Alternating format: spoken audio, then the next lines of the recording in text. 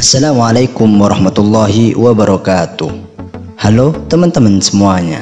Orang yang pernah datang ke dukun kemudian taubat harus bersyahadat kembali.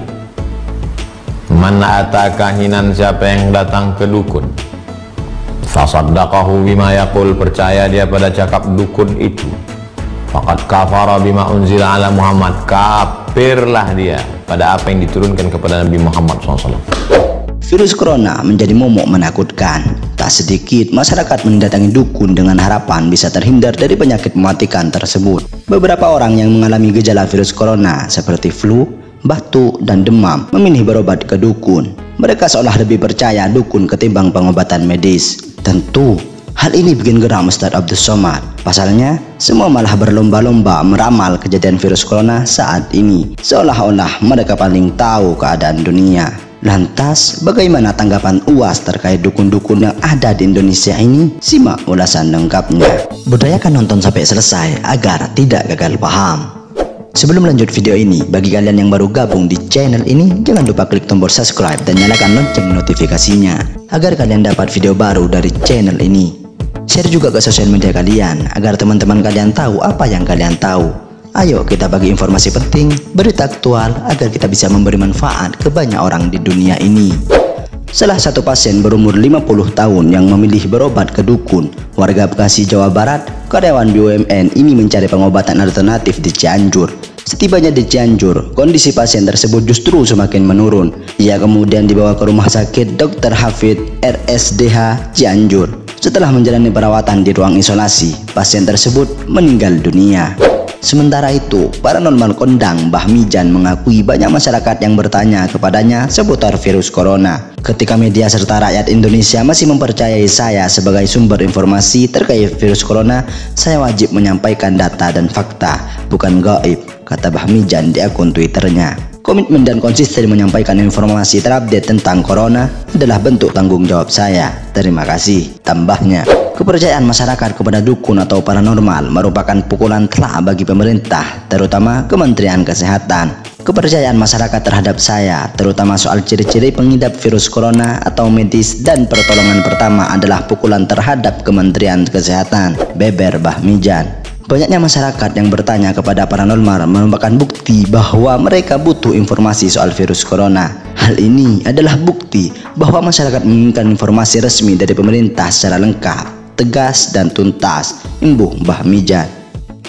Selain menjamin dapat menyembuhkan virus corona tersebut, ada juga dukun pengobatan alternatif Ningsih Tinampi. Baru-baru ini membuat pengakuan kontroversial. Ningsih mengaku dirinya mampu memanggil malaikat, nabi, hingga Rasulullah Shallallahu Alaihi Wasallam. Pengakuan Ningsih pun dianggap sesat oleh banyak pihak, termasuk oleh Ustadz Abdus Somad atau UAS. Ketika mengaku memanggil nabi, wanita yang membuka praktik di Pasuruan, Jawa Timur itu menggunakan media orang lain. Menurutnya, wanita yang ia gunakan sebagai media memiliki indera keenam dan dapat menjadi saksi bahwa malaikat dan nabi benar-benar datang saat ia panggil. Tidak lama setelah Ningsih berdoa dan membaca ayat-ayat, si perantara tersebut mulai menangis karena mengaku melihat malaikat hingga nabi. Namun menurut UAS, yang dipanggil Ningsih bukanlah malaikat, melainkan jin. Begitupun dengan yang dilihat oleh perantara tersebut. Itu wanita perantara, bukan punya indera keenam.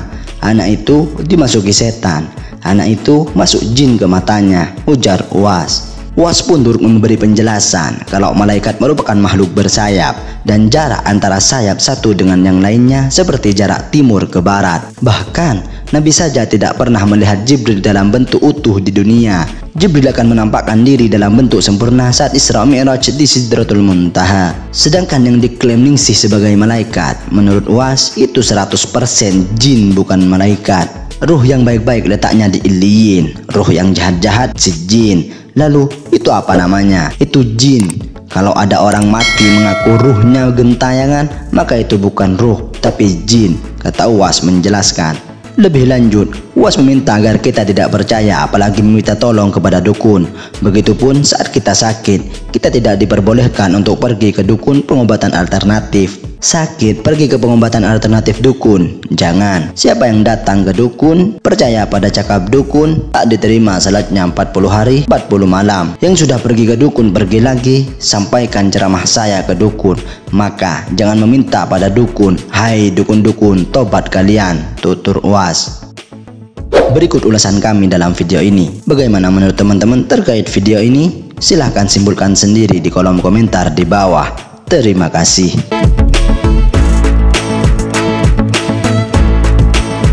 Orang yang pernah datang ke dukun kemudian taubat harus bersyahadat kembali.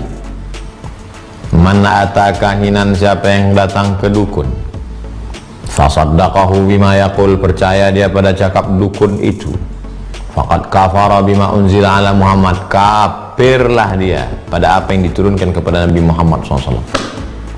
Maka kau ragu, mati su'ul khatimah, ulangi syahadat wali, asyhadu an la ilaha illallah wa asyhadu anna Muhammadar Rasulullah. Habis itu taubat nasuha, taubat murni, semurni madu yang disaring tak bercampur dengan lilin dan anak. Aduh, jangan datang ke dukun lagi. Dukun-dukun pun bertobatlah kalian, sudah mau kiamat. Ini dukun-dukun ini di musim corona ini, dia pula tampil, saya sudah meramalkan corona ini. Dukun inilah yang cocoknya mati duluan. Dia pula datang meramalkan corona. Begitulah sudah banyaknya orang mati karena corona. Mereka mati syahid, kau mati konyol dukun-dukun.